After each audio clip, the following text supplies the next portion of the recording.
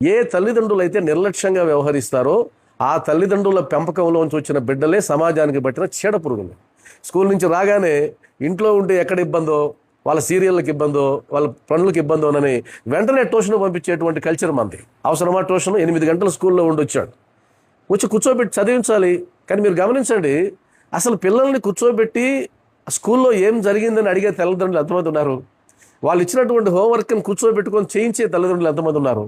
నేను గమనించింది ఏంటంటే, వాళ్ళు ట్యూషన్కి పంపడానికి కారణం వీళ్ళు హ్యాండిల్ చేయలేకపోవడం, వీళ్ళు వాళ్ళని భరించలేకపోవడం. మీరు కావాలంటే అడగండి, వాడిని భరించలేమండి, ఇంట్లో ఉంటే ట్యూషన్ పంపిస్తే హాయిగా ఉంటాడు అంటే ఓడిపోయినావు, నువ్వు ఫెయిల్, నువ్వు పేరెంట్గా ఫెయిల్ అయిపోయినావు.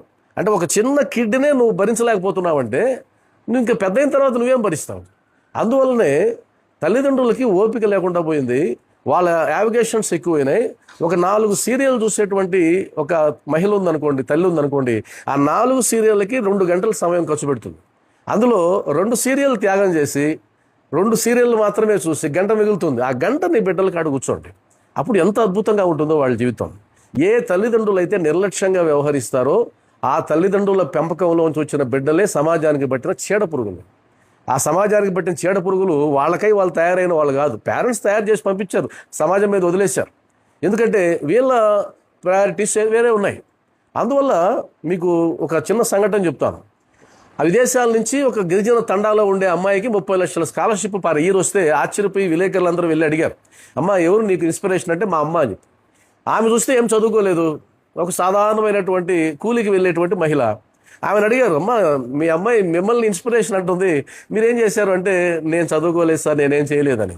అప్పుడు వాళ్ళ అమ్మాయిని అడిగారు, మరి అమ్మ ఇన్స్పిరేషన్ అంటున్నావు, ఏం చేసిందంటే మా అమ్మ ఏం చేసిందంటే, నేను స్కూల్ నుంచి వచ్చేసరికి మా అమ్మ కూలికి వెళ్ళి వచ్చేస్తుంది, ఒంటరిగా ఉంటాను, కరెంట్ లేదు, గుడ్డి దీపం, భయం వేస్తూ ఉంటుంది.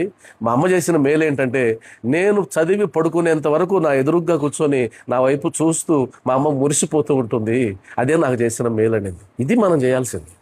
పిల్లల గురించి ప్లాన్లు వేస్తుంటాం, పెద్ద పెద్ద ప్లాన్లు అవసరం లేదు. రోజువారీ వాడికి ఏం చేయాలో చేయండి, కూర్చోబెట్టి చదివించండి. ఇంకొక విషయం ఏంటంటే, దారుణమైన విషయం, ఆ పేరెంట్స్ కూడా డిగ్రీ హోల్డర్స్ అయి ఉంటారు, ఇంటర్మీడియట్ చదివిన వాళ్ళు అయి ఉంటారు, బీఈడీ చేసిన వాళ్ళు అయి ఉంటారు, పీజీ హోల్డర్స్ కూడా అయి ఉంటారు. కానీ బిడ్డలకు మాత్రం చదువు చెప్పరు. ఇది మారాలి. ముందు తల్లి గురువు, తర్వాత తండ్రి, తర్వాత పాఠశాలలో గురువు. ఈ తల్లిదండ్రులు ఏం చేశారంటే ఎస్కేప్ అయిపోయారు. వీళ్ళకి ఎంతసేపు వాడి కోసం సంపాదించడం, వాడి కోసం ఆస్తులు కూడబెట్టడం, ఇదే అయిపోయింది. కానీ వాడిని పెంచేది కూడా నా బాధ్యత అని అనుకోవడంలే. అసలు తండ్రులు అయితే ఏమైపోయారంటే వారానికి ఒకసారి కనిపించేటువంటి అంకుల కింద మారిపోయారు.